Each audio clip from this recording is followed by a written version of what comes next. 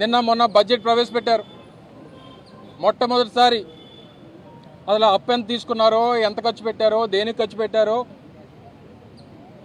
Budget estimates ఏంటో కనీస అవగాహన లేనటువంటి కూర్పు ఏదైతే ఉందో నాకు తెలిసి బహుశా స్వతంత్రం వచ్చిన తర్వాత ఆంధ్రప్రదేశ్ రాష్ట్ర చరిత్రలో ప్రవేశపెట్టినటువంటి బడ్జెట్ ఏదైనా ఉందంటే మొన్న ప్రవేశపెట్టినటువంటి బడ్జెట్. సహజంగా అప్పులు చేసినటువంటి ఏ ప్రభుత్వం అన్నా చేసినటువంటి అప్పుకి ఖర్చు ఆ రాష్ట్రంలో ఉన్నటువంటి పేదవాడి సంక్షేమం కోసమో, రాష్ట్ర అభివృద్ధి కోసమో, రాష్ట్రంలో అసెట్ బిల్డింగ్ కోసమో సహజంగా ప్రభుత్వాలు అప్పులు చేస్తూ ఉంటాయి.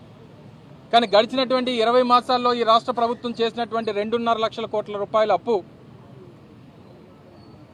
అప్పు మాత్రమే కనబడుతుంది తప్ప ఖర్చు కనబడట్లేదు. పోనీ చేసినటువంటి అప్పు ఏమైపోయిందనంటే చంద్రబాబు నాయుడు గారికి, ఆయన కొడుక్కి తప్ప ఎవరికి తెలియదు.